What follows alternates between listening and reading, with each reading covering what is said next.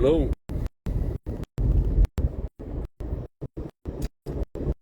Just on the way to listen to a lecture by Rabbi Alon Anava. Some friends of mine told me that they're upset at Rabbi Anava, or they're disappointed with Rabbi Anava because during COVID he said that he was never going to leave Israel, and that, the world is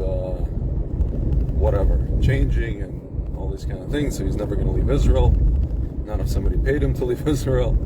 And here he is in America doing a tour of America, but I am giving Rabbi Anava a pass on that one.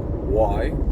Because the situation is so dire that he decided that it's dire enough and important enough for him to, at least for a couple of weeks, leave Israel and head on over to America and speak to the Jews of Miami and New York. So, which probably is related to what I want to talk to you guys about. I'm noticing that even after all this stuff happened, even after October 7th, even after everything the administration is said and done, the American administration, I'm talking about Blinken, it's not even Biden anymore, it's like people who are nameless and faceless. I mean, we know their names, actually, we know their faces, but they don't make appearances at the podium, There's a couple of people who speak who are kind of like the faces, and Blinken is one of them, but most of the people who are running the stuff, the policy, are not, first of all, they're not even Jewish. Some of them are actually Iranian. Some of them are just, non-Jews. And they really, really, really hate Israel. They are what's called Obama-istas, or Obamistas. Just like during Clinton, there were Clintonistas. They're Obama-istas, or istos, depending on their gender, however they identify. And they hate Israel, folks. They hate Israel. They hate Israel. For those of you doubting what I'm saying, Obama wanted Israel to go back to the pre-67 lines. He wanted Israel to go back to the suicide borders, right? When he was the president, he asked Bibi to do it to his face in front of the whole world. Bibi said no. Have a nice day. Goodbye. Okay. So, folks, we've been seeing what's going on during the war. It's funny because it's such a high level of gaslighting on the part of people like Gantz and Gallant, right? Who have been trying to get Bibi out of office, right? And they've been doing everything to undermine him during the war, and they've been colluding with the Obama, really, and Soros and other people to get him out. And yet, when the International Criminal Court, where the head prosecutor is a Pakistani Muslim, Khan, basically calls for Netanyahu's arrest. If he enters certain country, he has to get arrested. Certain countries, a bunch of different countries, Norway, Brazil, I think it is, a few countries. Lapid and Gantz and Gallant came out and said, "Oh, this is inappropriate. This is inappropriate." I think it's inappropriate to them, not because they don't want Bibi to get arrested, because they want to be the ones to arrest him. They want to get in power in Israel, and they want to put him, they want to do this the right way, so to speak. They want to put him on trial. They want to make it look like everything is legitimate, They don't want people to find out that they're dictators or manipulators or, usurpers. Just like with Trump, right? Just like with these courts. They stack the courts with judges and with all kinds of people. Everything is done under the veil of legitimacy, even though it's not. We see that, right? So it's just funny, the gaslighting going on. My friends, today was the latest installment of this stuff from the administration and from their friends. Alexandria Ocasio-Cortez came out and she said, I want to introduce the bill, even though I don't really know how she's going to do that, for New York State, something like New York State, to not to remove the tax-exempt status from organizations that have anything to do with Judea and Samaria. For example, my friend who runs One Israel Fund would probably be fit under that category. You know, they would remove their 501c3. If you're 501c3 in New York State, and you have anything to do with Judea and Samaria, you apparently, if you're like in his case, raising money for children's playgrounds and basketball courts, then according to Alexandria Ocasio-Cortez, you are a violent settler and part of a violent, these is her words, a violent militia terrorizing Arabs or Palestinians in the West Bank. Folks, I just want to say, first of all, half jokingly or maybe even seriously, folks, I wish we had violent militias, okay, in Judea and Samaria. I flippin' wish. My friends, what are the enemies of Israel telling us? What are they telling us here? When they're talking about, what all they can talk about really is, after this massacre, all they can talk about is settler violence. Yeah, they're saying, yeah, it's horrible, and Israel should defend itself, but they should, whatever, the usual, they should, make sure they don't kill too many civilians, but settler folks, they can't let it go. They just can't let it go. The worst person in the world to them, worse than Hamas, or maybe on par with Hamas, is a Jew living in his ancestral homeland in Judea and Samaria, growing vineyards, planting trees, having farms, having kids, a lot of them, having more land than the eye can see, my friends. That is the worst thing. Friends, you know what that means? You know what that means? That means that our enemies tell us what we're supposed to be doing. What are we supposed to be doing? We should stop talking to the world about any kind of two-state solutions, any kind of 67s or 48s or any partition plans or any Balfours or any San Remos. We should just tell them anytime they come to us and say, hey, you stole this, you need to give that back, you need to go here, you can't establish, you can't build houses here, we're going to bring in the PA over here. Folks, the Torah. That's it. There's nothing else to discuss, my friends. And how do we know that? Because Rashi, the first commentary on the first, part of the Torah, the first line of the Torah, Bereshit, Rashi's, or I think it's Rabbi Yitzchak asking the question, why is it, why did Hashem feel the need to talk about the creation of the world, physical land, Teva, earth, nature, or earth really, Adamah, Adam. Why? Not the first mitzvah, which is Rosh Chodesh, that was given. Why did he feel the need to talk about the world? Rashi says, it's because he gave the land of Israel to Jewish people. Someone's going to come and say that we are thieves. Folks, he said this 1,000 years ago. His commentary was written 1,000 years ago or 900 years ago. He said, someone's going to come and say that we're thieves. And we should know that Hashem created this world, and he can give the land of Israel to whomever he wants, and he chose his people. My friends, this is the only discussion that we should have. How do we know that? Because after the worst massacre since the previous massacres, since all the other massacres, okay, all these fruitcakes can talk about is settler violence. That's their only focus, folks. How do you know? You know what they say, keep your eye on the ball? How do you know where the ball is?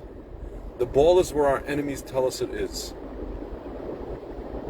They're telling us it's in the heartland of the Jewish people, in Judea and Samaria. As Jackie Mason used to say, a Jew drives the world crazy when he wants to, add a kitchen or a bathroom, add an extension on his house, in a place called Judea.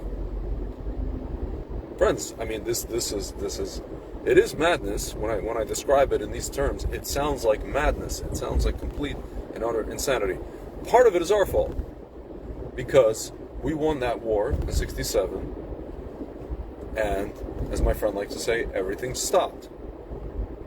What we call the revolution, the Jewish revolution, has been on pause for more than 50 years. 56, 57. 57 years. It'll be 57 years soon. A couple of weeks. Guys, our enemies are telling us where the ball is. They're telling us where the prize is, and we have our eye off the prize.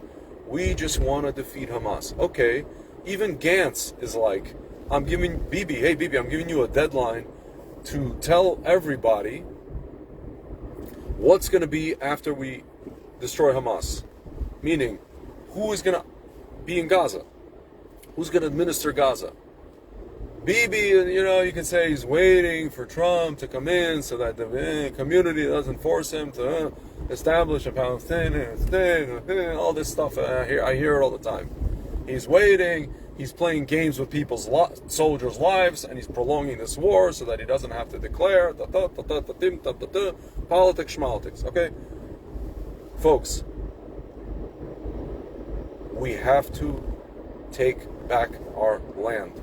We pulled our own people out of this place called Gush Katif, out of Gaza in 2005. We got nothing but rockets for 18 years, now going on 19 years, maybe even 20 years. I mean, before that there were rockets, okay? And the result, the culmination of that whole thing was October 7th. The culmination of it. So now, even our internal Erev are saying, what is the plan, Stan?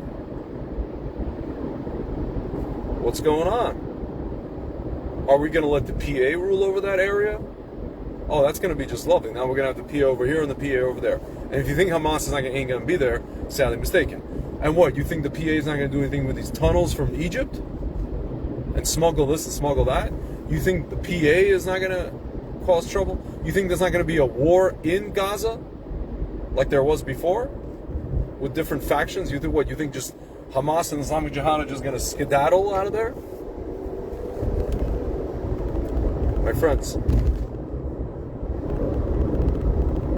we have to figure this out in the public sphere, how we're talking. We have to change how we're talking. We have to stop talking about two-state solutions.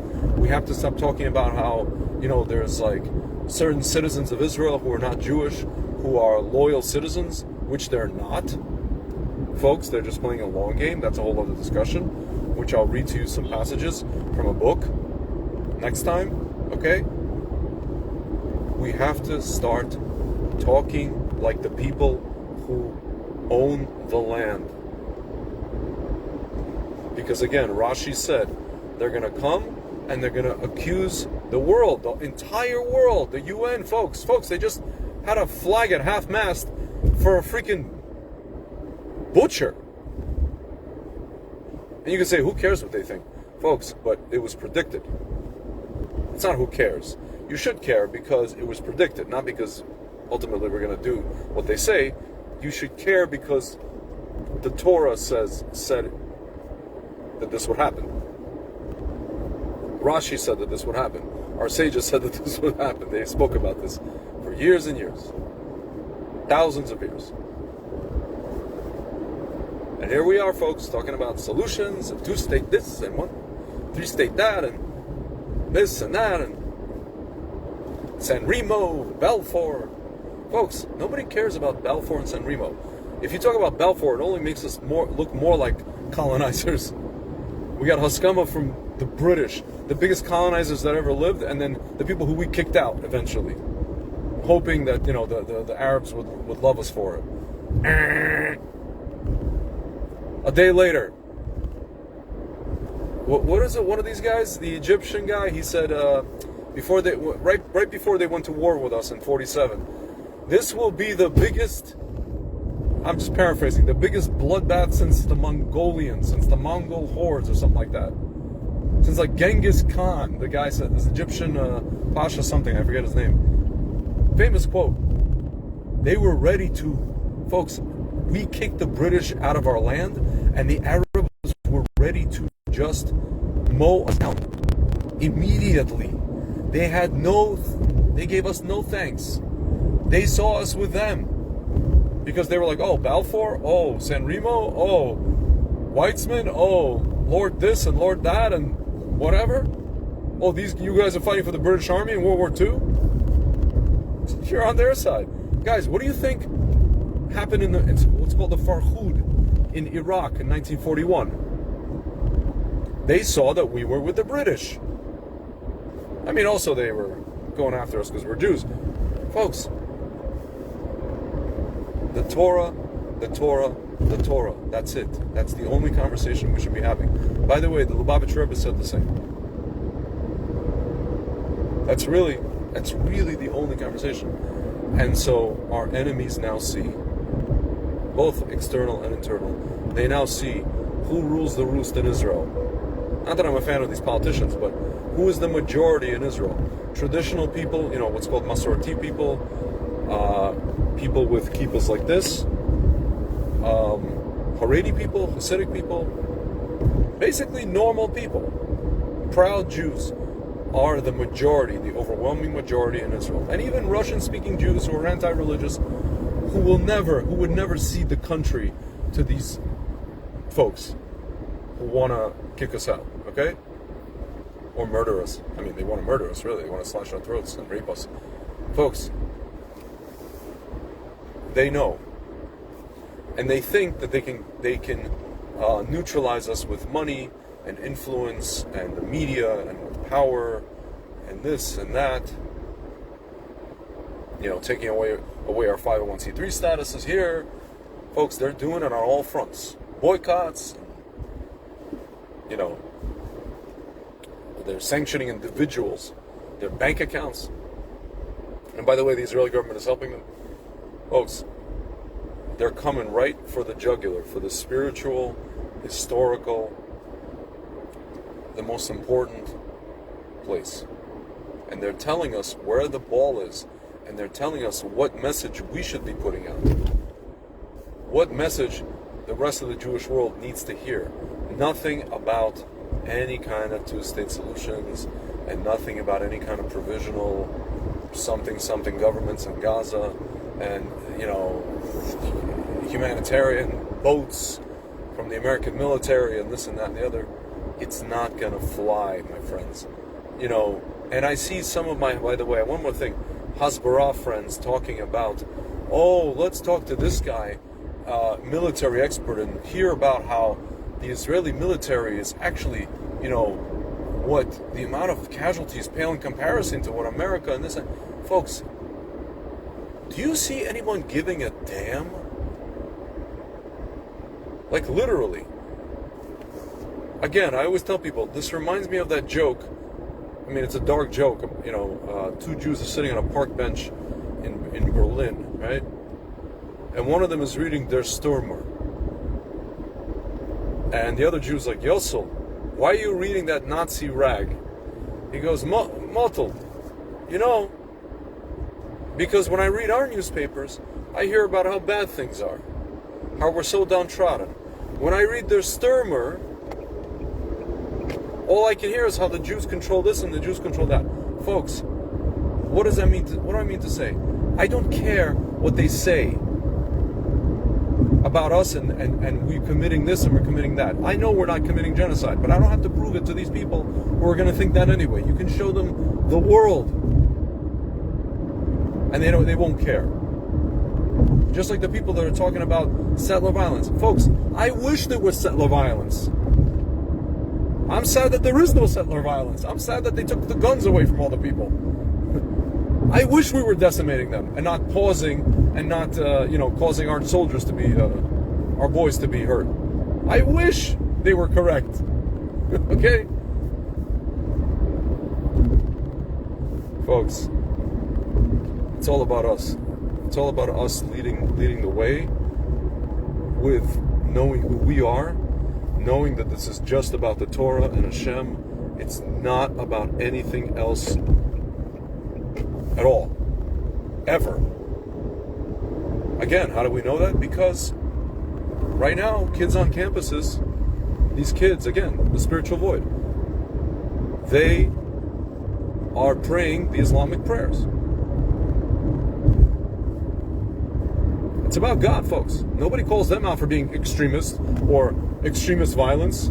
I mean, we do, really, normal people, but you don't hear it so much, right? You don't hear it so much from their side. You point it out. They're like, oh, no, okay, oh, Islamophobia. That's another thing. Settler violence and Islamophobia. Folks, they're telling us where the ball is. They're telling us. All you got to do is listen. All right, guys. Speaking of tunnels, I'm going into one right now. I think I made my point.